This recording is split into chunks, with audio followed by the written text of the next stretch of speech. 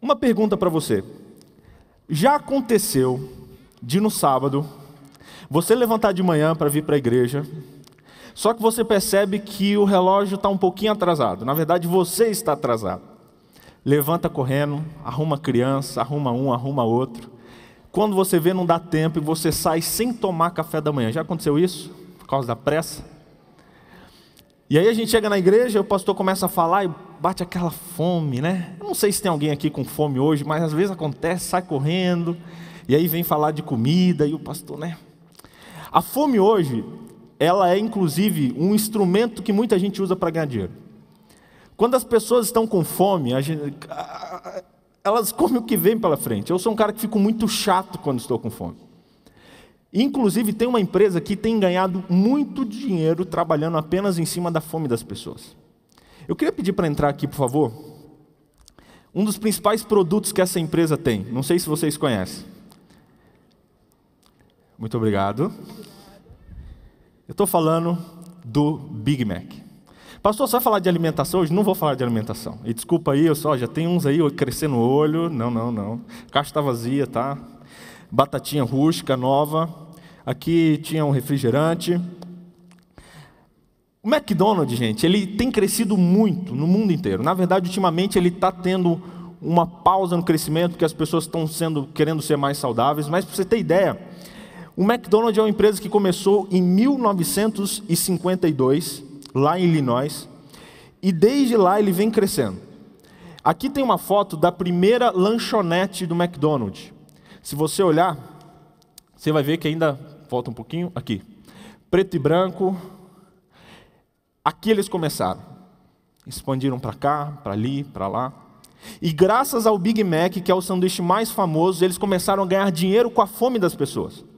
Para você ter uma ideia, o McDonald's ele vende 190 hambúrgueres por segundo no mundo. Vendeu 190, 340, 380, e vai vendendo. Mais ou menos 68 milhões de pessoas comem no McDonald's cada dia. Eles têm lojas em mais de 119 países e têm mais de 40 mil pontos de venda. Eles descobriram que com a fome das pessoas eles podiam ganhar dinheiro. Agora pensa comigo, o que McDonald's tem a ver com o sermão do sábado? Você vai descobrir. Abre sua Bíblia em Apocalipse, no capítulo 2, que a gente vai entender um pouco mais do que o McDonald's pode ensinar para nós como igreja. Apocalipse, capítulo 2, capítulo 2.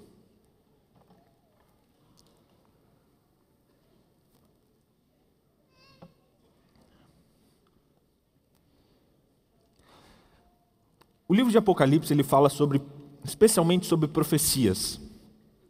Ele foi escrito por João, quando ele estava exilado na ilha de Patmos, e ele mandava essas cartas para as igrejas, para as pessoas. Algumas delas têm símbolos dados por Deus, e outras símbolos que até ele mesmo colocava ali, inspirado por Deus, para que as cartas não fossem apreendidas pelos guardas que tinham que fazer essa transferência, e eles liam, para ver se não tinha nenhum conteúdo político e tal, e assim eles seguravam a carta. Então, a carta foi escrita em símbolos. Ela tem vários símbolos em relação ao número 7, por exemplo. Ela fala de 7 igrejas, 7 trombetas, 7 selos. E essas profecias, elas são meio que paralelas. É bem interessante. Uma coisa é ligada à outra. E hoje eu queria analisar com você a profecia das 7 igrejas. Em especial, a última igreja. Patmos ficava nessa área da Ásia Menor. Mais ou menos ali, pertinho ali onde hoje fica a Turquia. E lá, você vê a ilha de Patmos aqui embaixo, onde João estava exilado. E ele escreveu as 7 cartas às 7 igrejas para as igrejas que existiam naquela época. Se você olhar no capítulo 2 de Apocalipse, tem aí, olha, o subtítulo tem Carta à Igreja de Éfeso, que era uma cidade ali bem próxima, Carta à Igreja de Esmirna, depois no capítulo 2, verso 12, Carta à Igreja de Pérgamo, Carta à Igreja de Tiatira, capítulo 3, Carta à Igreja de Sardes, verso 7, Carta à Igreja de Filadélfia, e a última carta é para a cidade que ficava mais longe ali das outras, que é a cidade de Laodiceia. Essas cidades existiam, até hoje tem as ruínas delas, e existiam igrejas nessas cidades, tanto é que essas cartas que João escreveu, elas destinavam-se àquelas igrejas literais, só que elas também têm um significado profético. Cada igreja dessa equivalia ao cristianismo e ao povo fiel a Deus em determinada época da história da humanidade. Para você ter ideia, é mais ou menos assim, resumindo, não vou falar de todas, mas para a gente ter uma visão geral, a igreja de Éfeso e as características da igreja de Éfeso, aqui no Apocalipse capítulo 2, mostram a característica do povo de Deus do ano 31 depois de Cristo ao ano 100. A carta destinada à igreja de Esmirna, se você ler e comparar com os livros de história, elas são idênticas às características da igreja e do povo fiel de Deus ali do ano 100 ao ano 313. E por aí vai. Cada ano equivale, cada época da igreja equivale a uma dessas igrejas que foram escritas. Depois leia o capítulo 2, o capítulo 3, você vai entender, é incrível como a história bate com a profecia. Aqui, cada carta, ela tem uma estrutura. Fica um pouquinho difícil de ver, mas lá em cima, todas as cartas têm um período, tem uma pessoa que escreve, tem um significado do nome, e tudo anda em paralelo, mais ou menos assim. Depois, se você quiser, eu posso passar essa tabelinha para você, que foi um pouquinho difícil de entender. E a última das igrejas é a igreja de Laodiceia. A igreja de Laodiceia, ela representa na profecia e na história o povo de Deus fiel do ano 1844 até a volta de Jesus. Ou seja, a profecia destinada a Laodiceia, ela descreve a mim e a você. A gente vai ler um pouco dessa história e ver as características que essa igreja tinha. Enquanto você lê, olhe para você mesmo. Será que você tem essas características? Vamos lá. Capítulo 3, verso 14. Encontrou? Vamos ler juntos. Ao anjo da igreja de Laodiceia escreve: essas coisas diz o Amém, a testemunha fiel e verdadeira, o princípio da criação de Deus. Conheço as tuas obras, que nem és frio, nem quente. Quem me dera se fosse frio ou quente. Assim, porque és morno, nem és quente nem frio, estou a ponto de vomitar-te da minha boca. Pois dizes, estou rico e abastado, não preciso de coisa alguma, e nem sabes que és infeliz, miserável, pobre, cego e nu. Aconselho-te que de mim compres ouro refinado pelo fogo para te enriqueceres, vestiduras brancas para te vestires, a fim de que não seja manifesta a vergonha da sua nudez, e colírio para ungir os olhos, a fim de que vejas. Eu repreendo e disciplino a todos quanto amo. Sê, pois, zeloso e se arrepende. Verso 20, eis que estou à porta e bato, se alguém ouvir a minha voz e abrir a porta, eu entrarei em sua casa, cearei com ele e ele comigo. Ao vencedor, dar-lhe-ei sentar-se comigo no meu trono, assim como eu venci e me sentei com meu Pai no seu trono. Quem tem ouvidos para ouvir, ouça o que o Espírito diz às igrejas. Gente, são palavras muito fortes de João, para a igreja de Laodiceia daquela época e para nós também. Vamos entender um pouquinho como era essa cidade, como era essa igreja, que aí você vai ver que a gente vai ver algumas semelhanças conosco, infelizmente. A igreja de Laodiceia ficava na cidade de Laodiceia. Essa cidade é curiosa, primeiro pelo nome. A cidade de Laodiceia, ela se chamava Cidade de Deus, o nome dela significava Cidade de Deus. Aí um dia, um imperador chamado Antíoco II dominou essa cidade, e em homenagem à sua esposa, que se chamava Laodice, ele trocou o nome da cidade. Laodiceia, como se fosse cidade de Laodice, ou seja, uma homenagem à sua esposa.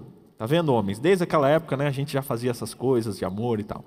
E ele mudou o nome da cidade. Interessante que não foi só essa cidade, existem algumas outras cidades, as mais importantes, que ele chegava, ele dava o nome da mulher dele. Então tem várias que se chamam Laodiceia, mas essa é a mais importante. Ela era uma cidade das mais importantes do império. Primeiro, porque ela era muito rica. Para vocês terem ideia, no ano 60 depois de Cristo, essa cidade sofreu um terremoto, e toda a cidade ali da região muito forte. E a cidade de Laodiceia ficou devastada, os registros históricos mostram isso, as escavações também, a devastação que aconteceu naquela cidade. Só que é curioso que Roma, vendo aquilo ali, o Império Romano enviou dinheiro para que os moradores de Laodiceia reconstruíssem a sua cidade. Só que eles eram tão ricos e tão orgulhosos que a história diz que eles não aceitaram. Falaram, não, pode voltar com esse dinheiro aqui. A gente vai se reconstruir sozinho. A gente consegue, a gente tem dinheiro e a gente é bom. E a história diz que eles não aceitaram o dinheiro de Roma. e que eles conseguiram se reconstruir. Em pouquíssimo tempo eles já estavam em pé de novo. Muito rico, muito dinheiro. Se você olhar as próprias ruínas da cidade, você vai ver já um lampejo de como ela era bonita. Aqui são imagens de hoje dessa cidade, algumas ruínas que sobraram de lá. Essa é uma das ruínas que eles acreditam ser de uma das igrejas cristãs que haviam lá, especialmente por ter um tanque ali no meio, que geralmente tinham nas casas onde eles se reuniam. E aqui são fotos muito bonitas, mostrando que aquela cidade ela era uma cidade muito próspera. Uma segunda característica dessa cidade é que ela ficava perto de uma outra cidade chamada Hierápolis, que era uma cidade que tinha águas termais, era tipo a Caldas Novas da antiguidade, sabe? As pessoas iam lá, tal, era um ponto turístico muito grande, e eles canalizavam a água dessa cidade, Hierápolis, para Laodiceia, e lá eles tinham também algumas piscinas naturais, tanto é que esse é um achado arqueológico de um dos dutos que eles puxavam a água de Hierápolis. Uma terceira característica dessa cidade é que ela tinha uma medicina muito avançada. Laodiceia tinha um dos polos, principalmente na área de oftalmologia, mais importantes daquela época. Pesquisas avançadas e no ponto de vista da medicina, especialmente oftalmológica, eles eram muito reconhecidos e muito avançados. Uma outra característica e fonte da prosperidade é que lá era um polo de produção de lã. Eles produziam muito tecido bom. E além de ser uma rota comercial importante, ficava na beira do rio, eles também eram reconhecidos por tudo isso que eles faziam. Eu trouxe até algumas fotos de Hierápolis para você dar uma olhada, como era bonita essa cidade. Isso aqui são fotos de hoje, mais ou menos, das piscinas termais que tem lá, e também eles canalizavam e faziam isso em Laodiceia também. Sabe, gente, essas características você vê que João usou elas quando escreveu essa carta. Se você acompanhar, e vamos acompanhar alguns detalhes dessa carta, lá no verso 14 e na segunda metade, diz primeiro quem foi o remetente dessa carta. Essas coisas diz o que está escrito na sua Bíblia? O Amém. Pastor, amém? Amém é uma pessoa? Aqui está escrito com letra maiúscula, é uma referência de que essa palavra simbolizava e apontava para Jesus Cristo. Todas as cartas foram dadas especialmente por Jesus Cristo. Se você olhar o contexto, você vai entender. Jesus escreveu essa carta, Jesus passou essa carta para que João escrevesse. E aí, quais são as palavras de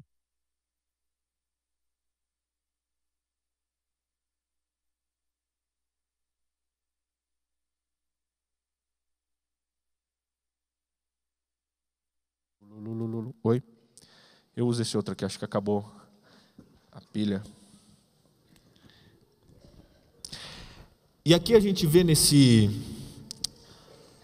texto, a partir do verso 15, qual foi a mensagem que ele disse. Primeiro ele falou: conheça as tuas obras, que você não é frio, nem é quente. Olha que interessante, Deus ele usa uma linguagem que era conhecida para eles. Eles conheciam as águas termais, essas águas ali meio morninhas, tal. Ele falou: olha, sabe as águas de Hierápolis? Sabe as águas que vocês canalizam para ir, fazem piscinas, tal? Pois é, igual vocês. Igreja de Laodiceia, vocês são mornos.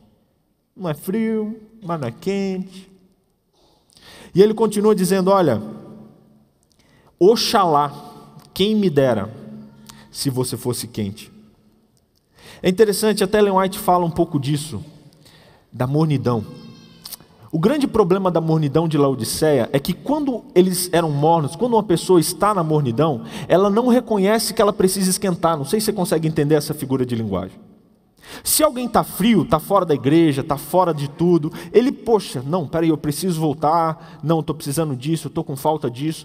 Só que o inimigo, na maioria das vezes, ele não vai querer tirar a gente da igreja, ele prefere que a gente fique, mas fica ali no banho-maria. Não, tá bom, não estou precisando, mas não está quente, mas não está frio. E essa era uma característica da igreja de Laodiceia. E a Bíblia diz assim, no verso 16: assim porque és morno, nem és quente, nem frio, estou a ponto de vomitar-te da minha boca. Gente, esse verso para mim é o mais forte de todo esse texto. Imagina você, o líder da igreja de Laodiceia, reunindo a igreja para ler a carta que João escreveu preso. O que vai ter nessa carta? E João escreve dizendo: olha, Jesus pediu para eu dizer para vocês que vocês são mornos. E que se vocês continuarem assim, Ele vai vomitar vocês da boca dele.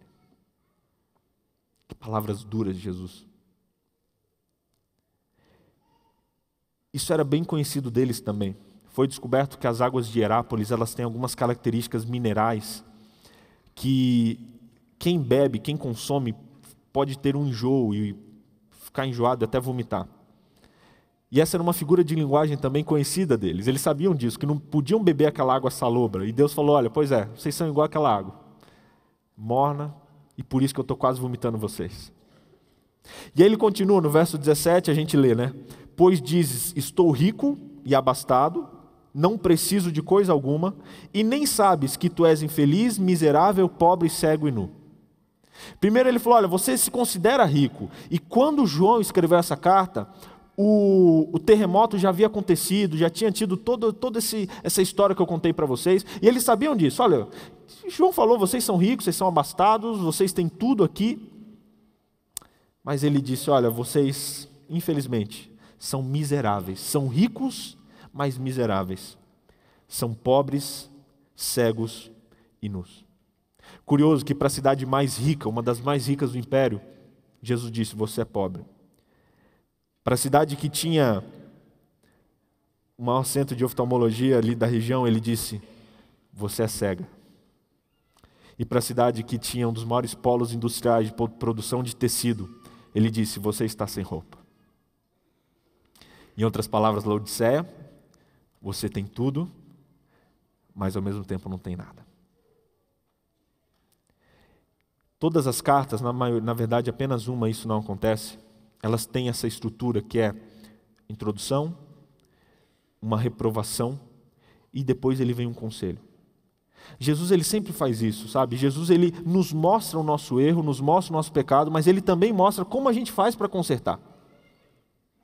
E ele diz assim no verso 18, aconselho-te que de mim compres ouro refinado pelo fogo para te enriqueceres, vestiduras brancas para te vestires, a fim de que não seja manifesta a tua vergonha e a tua nudez, e colírio para os teus olhos, a fim de que os unjas. Olha que legal. Imagens que eles conheciam e que Jesus usou para mostrar qual era a solução. Pastor, mas o que isso tem a ver conosco, cristãos de hoje? Essa carta fala dos cristãos dos dias de hoje. Não fala só da igreja adventista, não fala dos cristãos, dos fiéis cristãos hoje que existem. E isso hoje eu tenho visto esse cumprimento da profecia num fenômeno que tem sido chamado por alguns de consumismo religioso. O que é isso, pastor? Que nome estranho é esse? É um fenômeno onde o membro ele tem se tornado, na verdade, um cliente. E a igreja, muitas vezes comparada a um local onde se serve fast food. Se você ligar a televisão e passar os canais, você vai ver hoje muitas igrejas falando, prometendo e fazendo um verdadeiro comércio. Não, venha para Deus que você vai receber isso. Aceite Jesus que Ele vai te dar isso. Dê R$10, Ele vai te devolver 20. E a igreja que devia ser o polo onde as pessoas se reúnem, o corpo de Cristo, o lugar onde Deus ele se manifesta para abençoar a humanidade, tem se tornado um comércio. E o pior disso tudo é que ela tem produzido consumidores espirituais. Pastor, qual a característica de um consumidor espiritual? Dá uma olhadinha nessas características, porque eu e você nós corremos esse perigo também.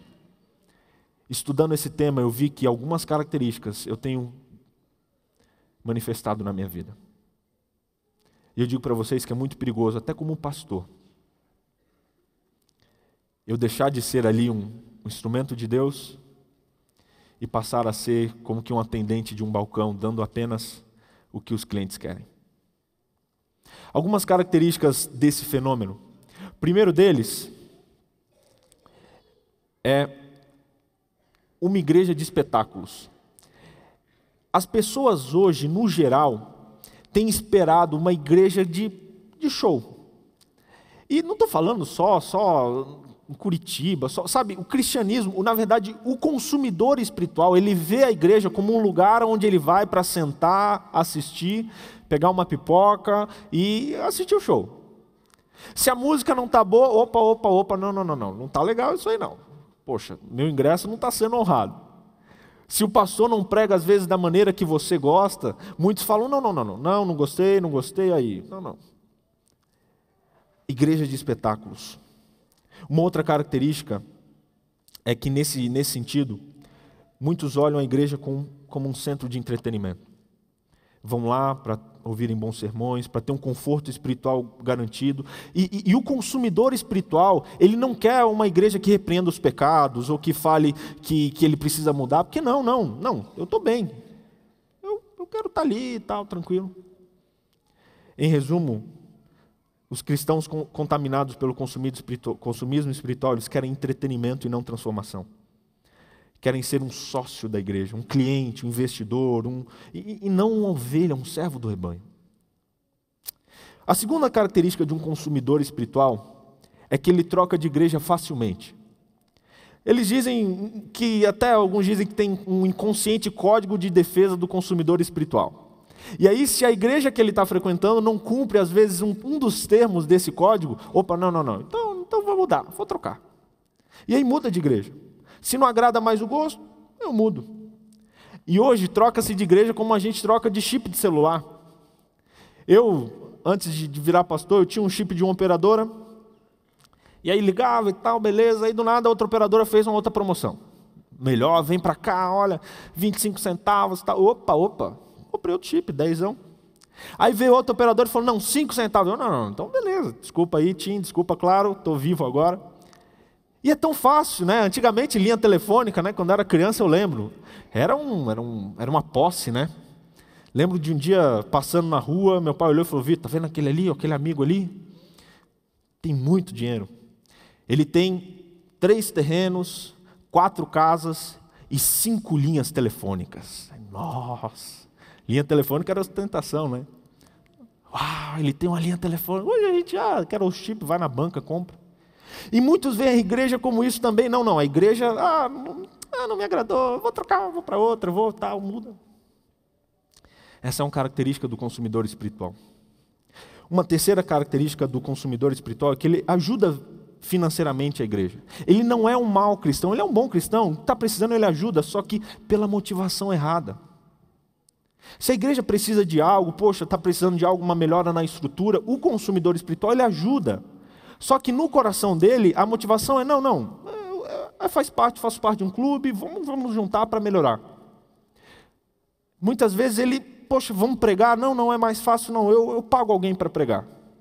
Meu filho não pode pagar, eu vou pagar para vir um bom pregador que fala a linguagem dele e tal. Muito delicado. Até porque muitos têm olhado isso como investimento. Como eu falei, muitas igrejas hoje têm pregado, você dá R$10, Deus te devolve 20. As pessoas dão, mas lá no coração, a motivação é errada. E aí quando não acontece, ele se desilude com Deus, vai embora e nunca mais volta. Queridos, a igreja não é assim. Se fosse, a igreja devia ter ações na bolsa, porque muitos têm tratado isso como apenas um centro financeiro e não é plano de Deus que a igreja dele seja isso. Uma quarta característica do consumidor espiritual é que ele tem medo de se afastar da religião. Às vezes ele está frio na fé, ele estou indo, não está legal, tal, mas ele vai. Porque lá no fundo pesa a consciência, sabe? Ele tem medo de morrer fora da igreja dos pais. Ele fala, se acontecer algo comigo, enquanto eu estiver fora, eu morri perdido, tal. Tem medo de perder os amigos que ele fez na igreja a vida toda. Essa é mais uma característica dele, tem medo de se afastar. Por isso que muitas vezes, mesmo estando fora, o consumidor espiritual não se afasta da religião. Uma quinta característica do consumidor espiritual é que ele tem um comportamento ritualístico. O que quer dizer isso, pastor? Ele geralmente aprecia mais as questões exteriores da própria liturgia do culto e da pregação. Por exemplo, ele acha que o fato de ir apenas à igreja, de ir ao templo, já é suficiente para a salvação dele. Então, ele coloca na cabeça, peraí, se eu for sábado na igreja, fiz minha parte com Deus, acorda cedo, vem, ou vai para a igreja que ele for, quando termina o culto ele sai, e fala, Deus, pronto, cumpri minha parte, agora vou fazer o que eu quero. E às vezes quando acontece um problema durante a semana, ele fala, olha Deus, eu fui na igreja, eu cumpri a minha cartilhazinha, eu cantei, eu orei, ou de manhã eu li a Bíblia, então agora você tem que me abençoar. Essa é uma característica triste também. A penúltima característica do consumidor espiritual é que geralmente ele tem um descontentamento com o sistema administrativo da igreja. A gente sabe que toda igreja tem falhas. Na verdade, igrejas são pessoas. E, gente, que pessoa não tem falha? Nós falhamos, eu falho. A própria igreja, que é formada por pessoas, também falha. Só que, geralmente, o consumidor espiritual, ele fica procurando as falhas. Ele pega, não, tá vendo? É isso, é aquilo, é aquilo. E para o consumidor espiritual, se tivesse um meio mais seguro de garantir a salvação, que não fosse fazer parte do corpo de Cristo, ele seguiria esse meio. Para ele, a igreja é um mal necessário. Não, tem que ter, então vamos lá. Agora, pastor, o que isso tudo tem a ver com o McDonald's? Tem um livro intitulado A McDonaldização da Igreja, onde um escritor chamado John Draine, ele fez uma comparação do cristianismo hoje comparado com o McDonald's. E ele começou a listar ali no livro dele algumas características curiosas. Porque se você pensar comigo,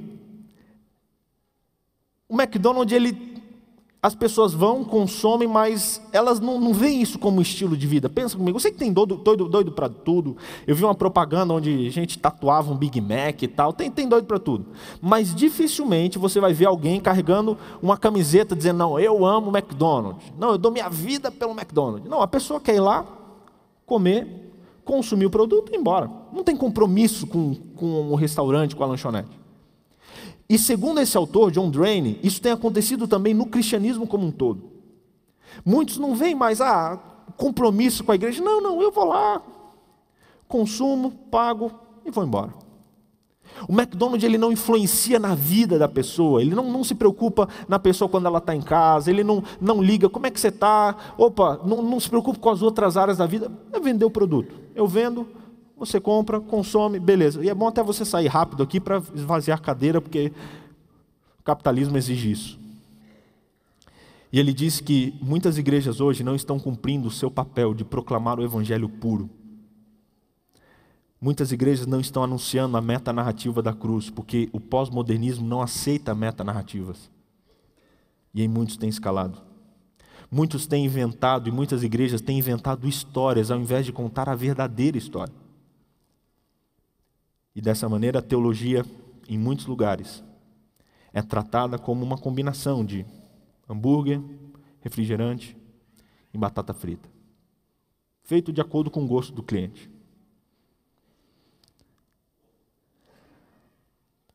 Sabe, o consumidor do McDonald's, ele não precisa anunciar a empresa para as pessoas.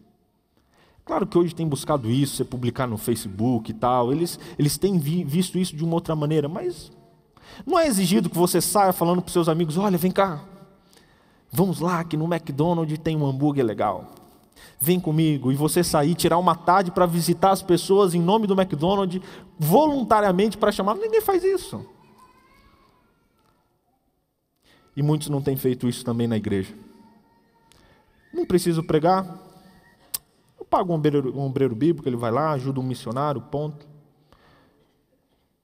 Poxa, meu filho está precisando de uma programação, vou pagar um pastor, a passagem do pastor para ele vir, e aí depois é só usufruir do bom atendimento. E sabe, gente, não tem nenhum problema com bons programas. Eu vejo o valor nisso. Mas o problema é quando isso se torna um fim em si mesmo. E quando a gente tem uma atitude de apenas de assistir, de ser um telespectador e não se envolve diretamente com o que está acontecendo. E como eu disse, isso é um perigo que até eu corro.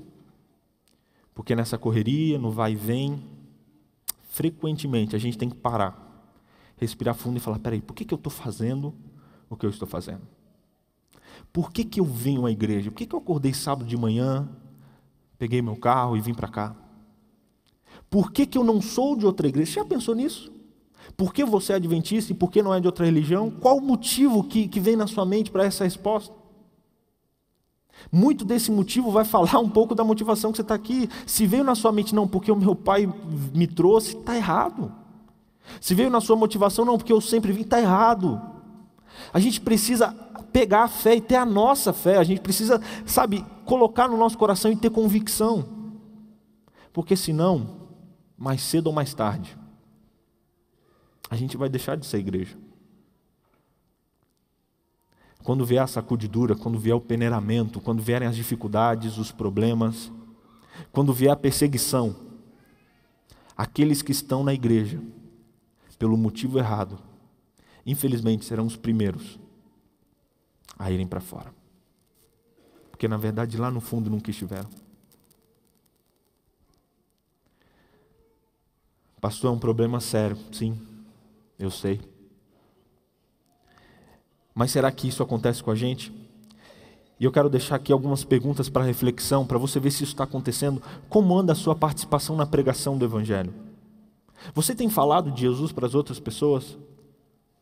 Será que os seus amigos,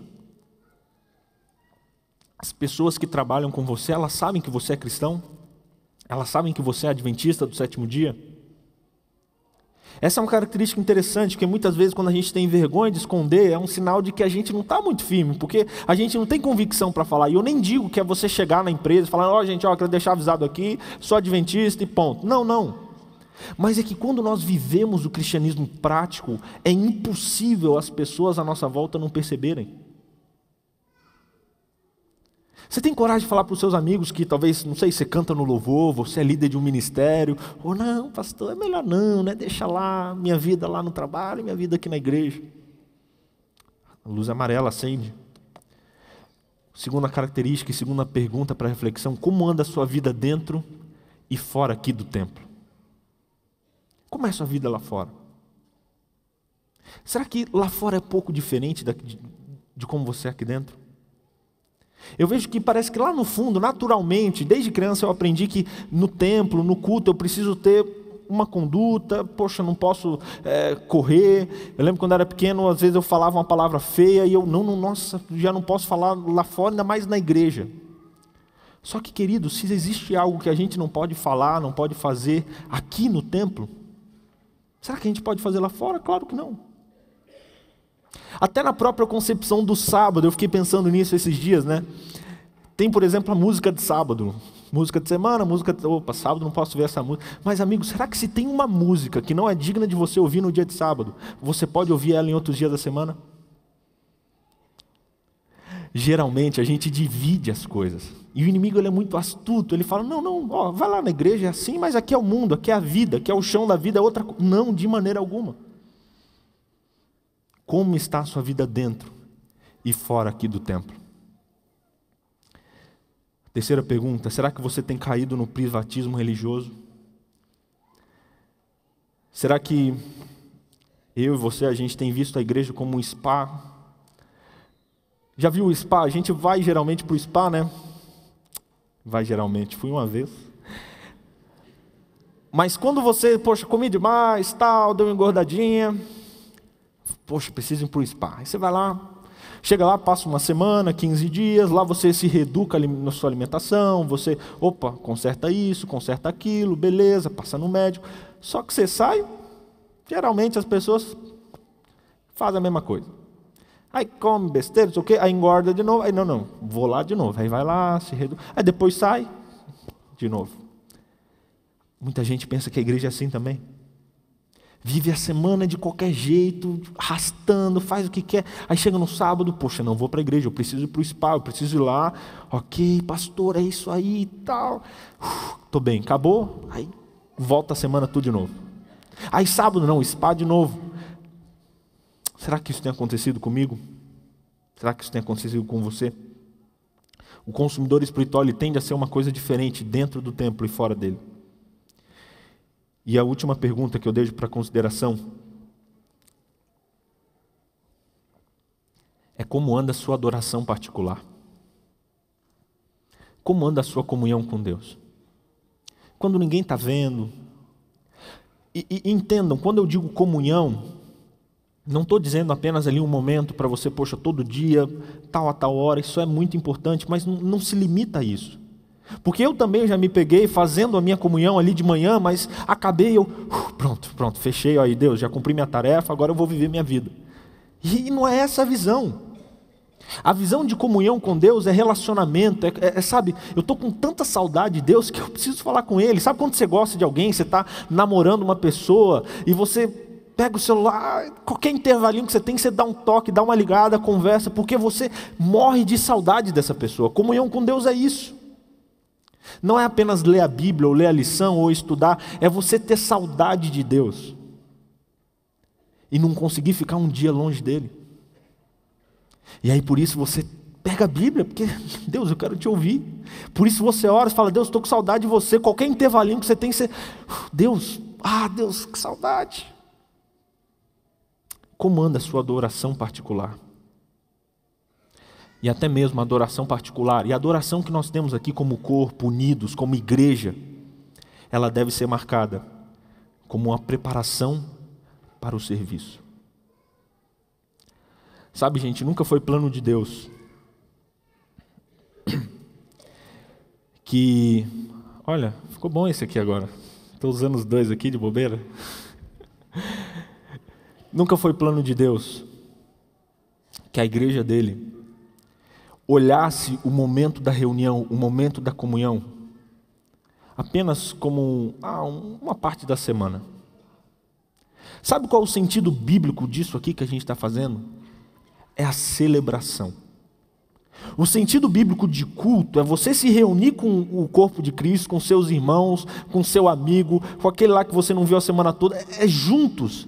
A gente adorar a Deus, a gente comemorar o que Ele fez durante a semana, a gente agradecer o que aconteceu, a gente pedir pelos problemas e a gente se preparar para mais uma semana de serviço.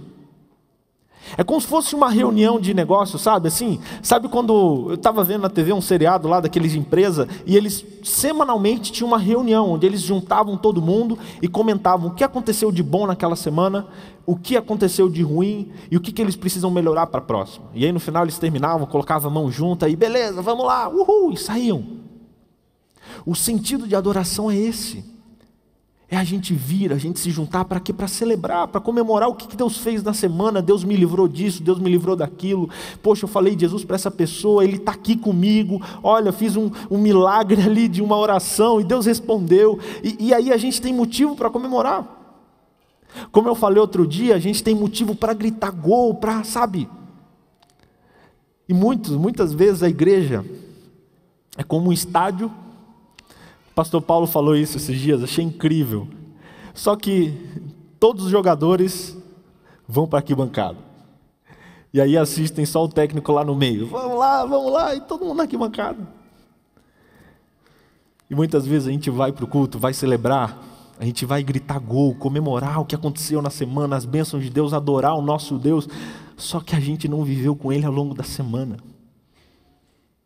É tipo gritar gol sem estar tendo jogo, imagina o estádio do Atlético lotado, tererê, e o campo vazio.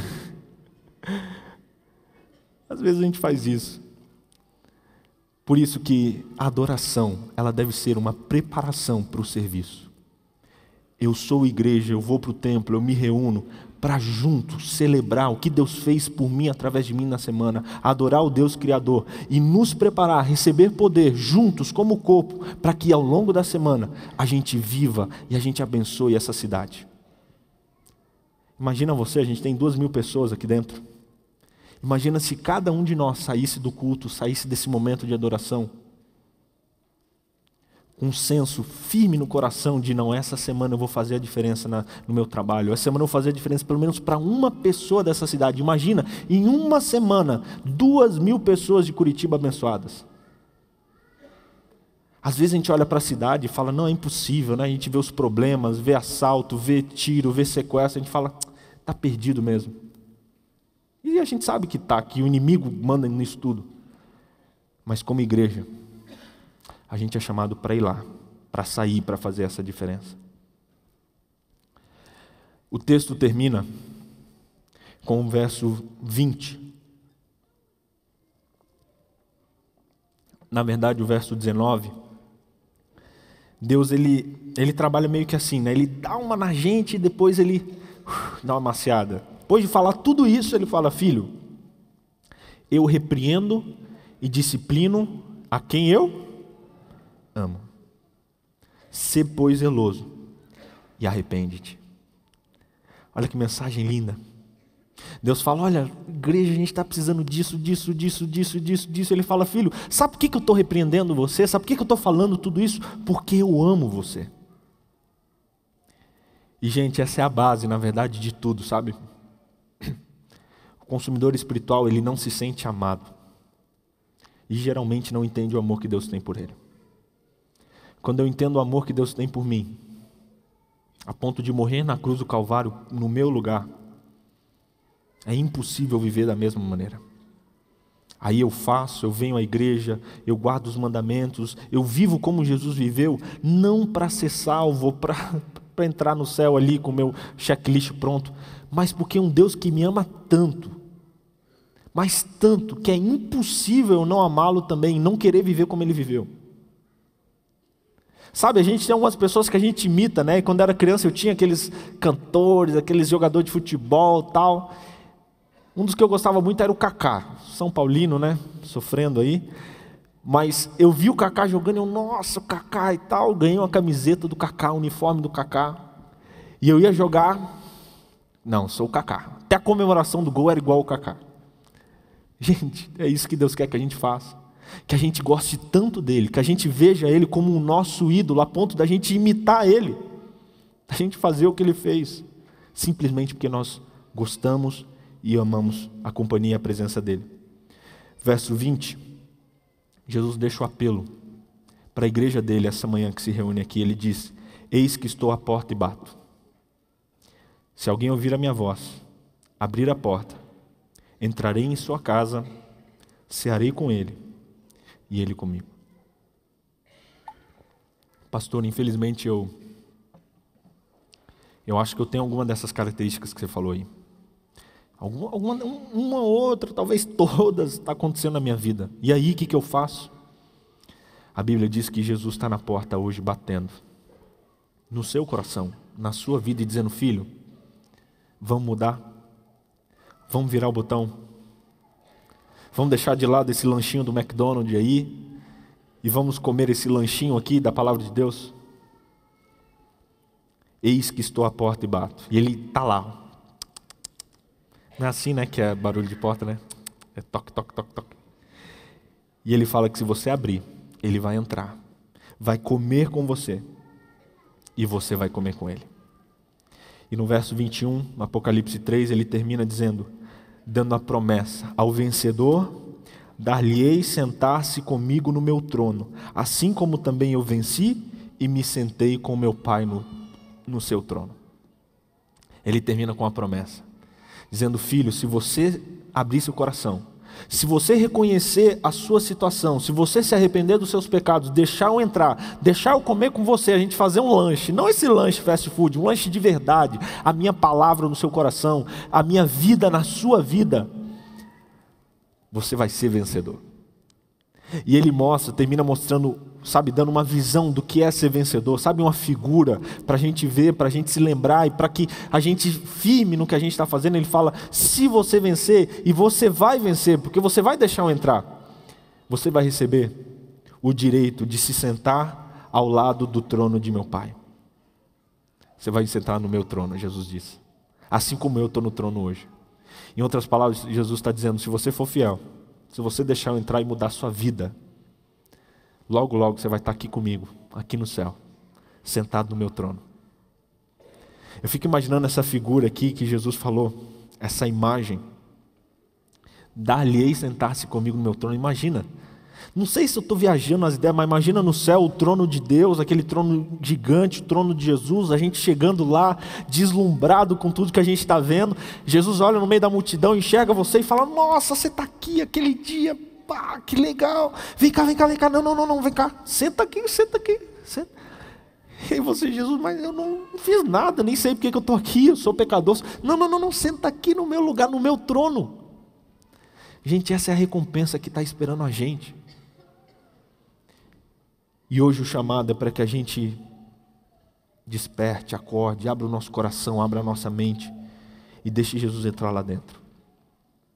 Verso 22 termina dizendo, quem tem ouvidos para ouvir, ouça o que o Espírito diz para as igrejas. Quem está aqui nessa manhã e tem ouvido para escutar, escute o que o Espírito Santo está dizendo para você, que é corpo de Cristo e que é a morada do Espírito Santo. Eu quero encerrar essa mensagem com um momento para você fazer uma oração aí de onde você está. A gente ouve, a gente, percebe, a gente, pastor, eu vejo isso, vejo aquilo, e cada um tem uma vida diferente, cada um uma realidade diferente. Talvez nenhum desses padrões, dessas características que eu listei se ajusta à sua vida, mas você sabe que está precisando melhorar, o que está precisando crescer. Faça uma oração nesse momento, pede para Deus entrar, para Deus limpar, para Deus purificar, e para Deus te dar transformação de vida. Faça essa oração aí do fundo do seu coração, enquanto essa música vai ser cantada, pedindo: Deus, limpa o meu coração, eu quero sair, do meio termo, sair de cima do muro, eu quero ser quente, eu quero, ferver para a honra e glória do teu nome. Faça essa oração. Enquanto essa música é cantada, ore pedindo que o Espírito Santo seja derramado na sua vida, que Jesus entre no seu coração e no meu, e que as características que eu tenho tido de um consumidor espiritual ou de uma pessoa que não está firme na fé, que sejam deixadas de lado, e que eu e você, a gente viva a partir de hoje um cristianismo puro, verdadeiro e integral na presença do nosso Senhor Jesus. Enquanto essa música é cantada, feche seus olhos e converse com Deus.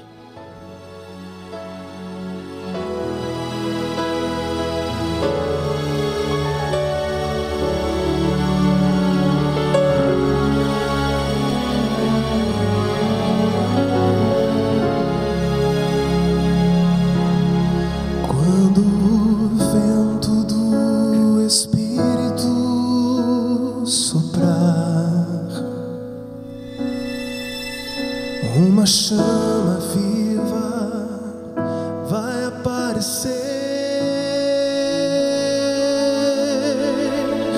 Nossos filhos e filhas irão profetizar. Nossos velhos sonharão e a igreja mudará. Quando a comunhão for a arma principal e a rotina desses nossos dias sair do seu normal, descerá sobre nós o fogo do Espírito. Viveremos o Evangelho e Jesus Cristo vai voltar. Por que será que ainda não aconteceu? Por que razão não temos fogo a queimar? Pecados escondidos, uma fé adormecida,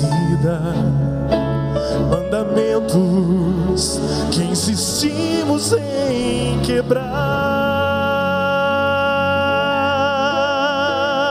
Por que razão? Por que será? Temos tudo nas mãos, mas não há fogo no altar.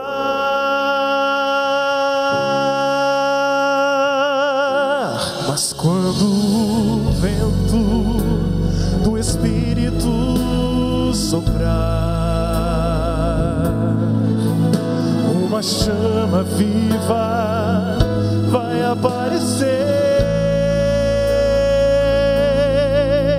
Nossos filhos e filhas irão profetizar. Nossos velhos sonharão e a igreja mudará. Quando a comunhão for a arma principal e a rotina desses nossos dias sair do seu normal, descerá sobre nós o fogo do Espírito. Viveremos o Evangelho e Jesus Cristo vai voltar. Viveremos o Evangelho e Jesus Cristo vai voltar.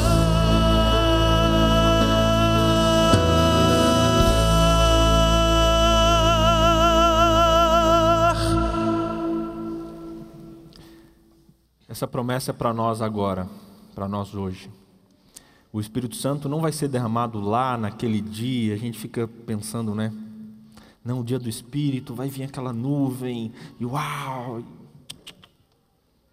Ele já está sendo derramado para aqueles que buscam, para aqueles que deixam Jesus entrar no coração. E em nome de Jesus, ele está sendo derramado nesse momento, para vários aqui que têm se abrido nessa manhã para Deus. Feche seus olhos e vamos fazer uma última oração. Querido Deus, em Teu nome, Deus, nós pedimos perdão pelos nossos pecados, pela nossa mornidão espiritual. Olhando a história da igreja, eu vejo quanto tantas pessoas, tantos homens sofreram para levar essa mensagem adiante. Eu vejo quanto a gente tem, quanta oportunidade, quanta capacidade eu tenho aqui de falar para muita gente, Deus, que muitos não tinham. Só que muitas vezes nós nos acomodamos nessa situação boa e a gente fica morno. Peço perdão por isso. Perdão pela minha mornidão, perdão pela mornidão de cada um que está aqui agora reconhecendo que precisa mudar, precisa descer do muro, ir para o teu lado, se apegar contigo, se firmar na tua promessa. Deus, que a gente não viva uma religião de fachada apenas, de pôr uma roupa bonita e vir para cá. Não, Deus, que a gente tenha religião interna, religião que todo momento da nossa semana possa estar exalando a tua verdade para as outras pessoas. Usa-nos como instrumento, Deus, para falar de Ti, para viver contigo, para que quem está no nosso prédio possa ver e possa saber que a gente faz parte de um povo especial e possa fazer parte desse povo também. Usa-nos como instrumento no nosso trabalho, para que mesmo sem precisar falar nada, que as pessoas sejam abençoadas, influenciadas a serem pessoas melhores. Usa-nos na nossa família, com a nossa esposa, com o nosso esposo, com os filhos, que sejamos boa influência, que sejamos salvação para eles e que eles vejam em nós um exemplo de o que é estar do lado certo e o que é estar do lado quente, do lado de Deus. Derrama o Espírito Santo hoje, Deus, sobre a vida de cada um que está aqui, que a gente receba esse poder que o Espírito possui, que a gente tenha essa ousadia de viver o Evangelho, de pregar e de falar para você, falar de você para quem estiver na nossa frente. A gente quer sair dessa mornidão. A gente sabe que Laodiceia é uma igreja que está ali na profecia, mas a gente não quer ser isso não. E pedimos que o Espírito Santo nos dê essa capacidade. Abençoa-nos agora que vamos estudar e recapitular a lição. Que o Teu Espírito mais uma vez fale a vida de cada um de nós. É o que pedimos e agradecemos em nome de Jesus. Amém. Amém.